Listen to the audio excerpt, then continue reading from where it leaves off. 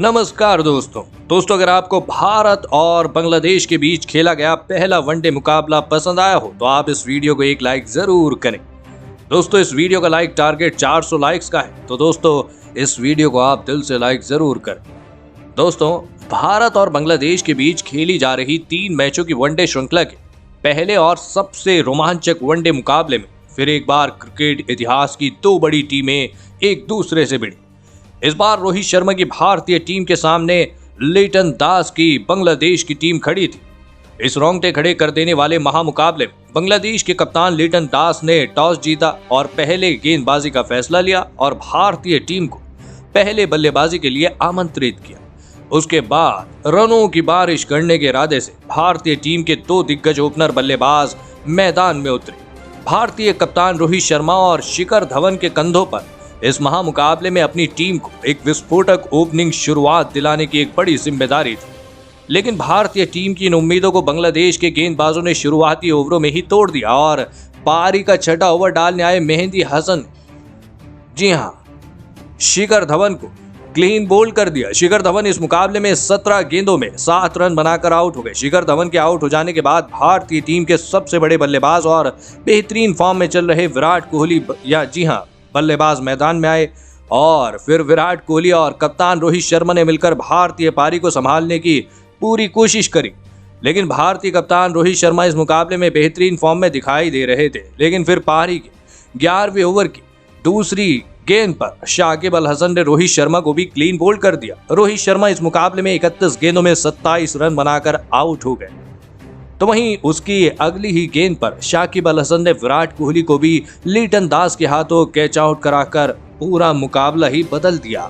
विराट कोहली इस मुकाबले में 15 गेंदों में 9 रन बनाकर आउट हो गए। भारतीय टीम ने अपने सबसे बड़े 2 बल्लेबाजों को एक के बाद एक खो दिया था, जिस वजह से कहीं ना कहीं भारतीय टीम दबाव में थी। बांग्लादेश के गेंदबाज इस मुकाबले में लाजवाब गेंदबाजी कर रहे थे, लेकिन अब लगातार विकेट गिरने के बाद 2 नए बल्लेबाज बल्लेबाजी करने मैदान में उतरे। श्रेयस अय्यर और बल्लेबाजी करने आए केएल राहुल के कंधों पर अब भारतीय टीम की इस मुकाबले में आखिरी उम्मीद टिकी हुई थी और फिर यहां से श्रेयस अय्यर और केएल राहुल ने भारतीय पारी को संभाला और एक मजबूत साझेदारी बनाना शुरू कर दिया। खास करके दोस्तों खराब फॉर्म से जूझ रहे केएल राहुल इस मुकाबले में शानदार फॉर्म में दिखाई दे रहे थे। श्रेयस अय्यर और केएल राहुल ने मिलकर लगभग पारी के 19वें ओवर तक बल्लेबाजी करी और अपनी टीम को 92 रनों तक पहुंचाया, लेकिन फिर पारी का 20वां ओवर डालने आए इबादत हुसैन ने सेट हो चुके श्रेयस अय्यर को मुशफिकुर रहीम के हाथों कैच आउट करा दिया। श्रेयस अय्यर इस मुकाबले में 39 गेंदों में 24 रन बनाकर आउट हो गए। भारतीय टीम निरंतर अंतराल के बाद अपने बड़े विकेट खोती जा रही थी, लेकिन एक छोर पर केएल राहुल इस मुकाबले में शानदार फॉर्म में दिखाई दे रहे थे। विकेट गिरने के बाद बल्लेबाजी करने आए वॉशिंगटन सुंदर के साथ मिलकर केएल राहुल ने अपनी बल्लेबाजी आगे जारी रखी।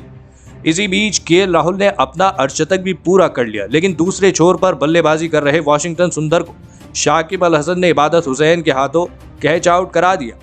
वॉशिंगटन सुंदर इस मुकाबले में 40 गेंदों में 19 रन बनाकर आउट हो गए, लेकिन फिर यहां से भारतीय टीम का निचला क्रम कोई बढ़िया प्रदर्शन करके नहीं दिखा रहा था, लेकिन केएल राहुल ने इस मुकाबले में 70 गेंदों में 73 रनों की शानदार पारी खेली। बांग्लादेश की तरफ से शाकिब अल हसन ने भारतीय टीम के 5 बड़े विकेट निकाले और इसी के चलते भारतीय टीम 186 रनों का लक्ष्य बांग्लादेश की टीम के आगे रख पाई। उसके बाद भारतीय टीम से मिले 187 रनों के लक्ष्य का पीछा करने बांग्लादेश के 2 दिग्गज ओपनर बल्लेबाज मैदान में उतरे। नजमुल हुसैन और लिटन दास के कंधों पर इस महामुकाबले में अपनी टीम को एक विस्फोटक ओपनिंग शुरुआत दिलाने की एक बड़ी जिम्मेदारी थी, लेकिन पारी का पहला ओवर डालने आए दीपक चाहर ने अपने इस ओवर की पहली ही गेंद पर नजमुल हुसैन को रोहित शर्मा के हाथों कैच आउट करा दी। नजमुल हुसैन बिना खाता खोले ही आउट हो गए। आपको बता दें कि नजमुल हुसैन शांत होकर जल्दी आउट हो जाने के बाद अब बांग्लादेश की टीम की तरफ से अनामुल हक बल्लेबाजी करने मैदान में उतरे और फिर यहां से अनामुल हक और बांग्लादेश के कप्तान लिटन दास ने मिलकर बांग्लादेश की पारी को संभाला और मजबूत साझेदारी बनाना शुरू कर दी। बांग्लादेश के कप्तान लिटन दास इस मुकाबले में शानदार फॉर्म में दिखाई दे रहे थे, लेकिन भारतीय गेंदबाज भी बांग्लादेश के बल्लेबाजों को हाथ खोलने का कोई भी मौका नहीं दे रहे थे। लिटन दास और अनामुल हक ने मिलकर लगभग पारी के 9वें ओवर तक बल्लेबाजी करी और अपनी टीम को 26 रनों तक पहुंचाया। लेकिन फिर पारी का 10वां ओवर डालने आए मोहम्मद सिराज ने सेट हो चुके अनामुल हक को वॉशिंगटन सुंदर के हाथों कैच आउट करा दिया। अनामुल हक 29 गेंदों में 14 रन बनाकर आउट हो गए। लेकिन उनके बाद बल्लेबाजी करने आए बांग्लादेश के सबसे अनुभवी बल्लेबाज शाकिब अल हसन ने सेट हो चुके लिटन दास के साथ मिलकर बांग्लादेश की पारी को संभाला और एक मजबूत साझेदारी बनाना शुरू कर दिया। आपको बता दें कि शाकिब अल हसन और लिटन दास इस मुकाबले में लाजवाब फॉर्म में दिखाई दे रहे थे। दोनों ने मिलकर अब तक भारतीय टीम के ऊपर दबाव बढ़ाना शुरू कर दिया था, जिस वजह से भारतीय कप्तान रोहित शर्मा अब दबाव में दिखने लगे थे। लिटन दास और शाकिब अल हसन अब मैदान में पूरी तरह से सेट हो चुके थे। लेकिन फिर पारी के 20वें ओवर में गेंदबाजी डालने आए वॉशिंगटन सुंदर ने सेट हो चुके लिटन दास को केएल राहुल के हाथों कैच आउट करा दिया। जी हां, आपको बता देंगे लिटन दास 63 गेंदों में 41 रन बनाकर आउट हो गए। भारतीय टीम को एक अहम मौके पर एक बड़ा विकेट मिल चुका था, जिस वजह से अब कहीं ना कहीं दबाव बांग्लादेश के बल्लेबाजों पर भी बढ़ने लगा था। और फिर इसी दबाव के चलते शाकिब अल हसन को वॉशिंगटन सुंदर ने विराट कोहली के हाथों कैच आउट करा के पूरा मुकाबला ही बदल दिया। शाकिब अल हसन इस मुकाबले में 38 गेंदों में 29 रन बनाकर आउट हो गए। भारतीय गेंदबाजी इस मुकाबले में शानदार फॉर्म में दिखाई दे रही थी। भारतीय कप्तान रोहित शर्मा भी अपनी कप्तानी से सबका दिल जीत रहे थे। लेकिन 2 विकेट गिरने के बाद अब 2 नए बल्लेबाज बांग्लादेश की टीम की तरफ से बल्लेबाजी करने मैदान में आए, मुशफिकुर रहीम और महमूदुल्लाह पर। अब बांग्लादेश की इस मुकाबले में किस्मत टिकी हुई थी, क्योंकि भारतीय गेंदबाजी इस मुकाबले में बांग्लादेश की बल्लेबाजी को पूरी तरह दबाव में डाल रही थी। लेकिन मुशफिकुर रहीम और महमूदुल्लाह ने मिलकर फिर यहां से बांग्लादेश की पारी को संभाला और एक मजबूत साझेदारी बनाना शुरू कर दी। दोनों ही खिलाड़ी अब पूरी तरह मैदान में सेट हो चुके थे, जिस वजह से अब कहीं ना कहीं भारतीय टीम भी दबाव में आ चुकी थी। मुशफिकुर रहीम और महमूदुल्लाह ने मिलकर लगभग पारी के 34वें ओवर तक बल्लेबाजी करी और अपनी टीम को 128 रनों तक पहुंचा। लेकिन फिर पारी का 35वां ओवर डालने आए शार्दुल ठाकुर ने सेट हो चुके महमूदुल्लाह को LBW आउट कर दिया। आपको बता दें कि महमूदुल्लाह इस मुकाबले में 35 गेंदों में 14 रन बनाकर आउट हो गए। तो वहीं उसके अगली ही ओवर की पहली गेंद पर सेट हो चुके बांग्लादेश के दूसरे बल्लेबाज मुशफिकुर रहीम को भी मोहम्मद सिराज ने क्लीन बोल्ड करके बांग्लादेश की बल्लेबाजी को पूरी तरह बैकफुट पर ढकेल दी। दोस्तों, आपको बता दें कि मुशफिकुर रहीम 45 गेंदों में 18 रन बनाकर आउट हो गए। इस लो स्कोरिंग मुकाबले में भारतीय गेंदबाजों ने अपनी टीम के लिए शानदार प्रदर्शन करके दिखाया था।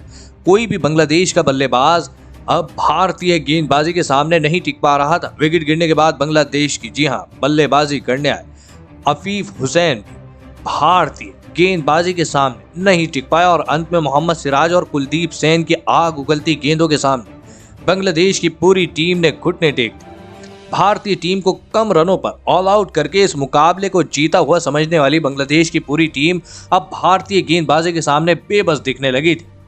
बांग्लादेश की टीम को अब आखिरी 10 ओवर में जीत के लिए 47 रनों की आवश्यकता थी, लेकिन बांग्लादेश के हाथ में केवल एक ही विकेट बचा हुआ था।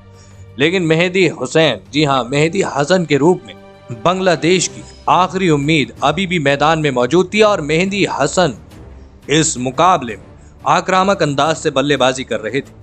आपको बता दें कि मेहदी हसन भारतीय टीम के लिए लगातार मुश्किलें बढ़ा रहे थे। लगातार छक्के चौके लगाने की वजह से अब आखिरी 6 ओवरों में बांग्लादेश की टीम को जीत के लिए 14 रनों की आवश्यकता थी। मेहदी हसन के आसान से 2 कैच भारतीय फील्डरों ने छोड़े, जिस वजह से मेहदी हसन महराज को सेट होने का पूरा मौका मिला। बांग्लादेश के पास खेलने के लिए गेंद बहुत थी, लेकिन विकेट बस एक ही बचा था। लेकिन अब बांग्लादेश की टीम को जीत के लिए आखिरी 5 ओवर में 8 रनों की आवश्यकता थी। भारतीय टीम को जीत के लिए बस एक ही विकेट निकालना था।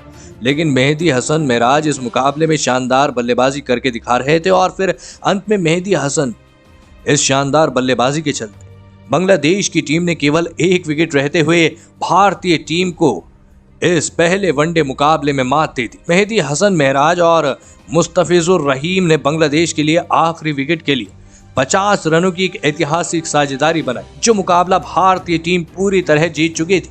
उस मुकाबले को मेहदी हसन महराज ने भारतीय टीम के हाथ से छीन लिया।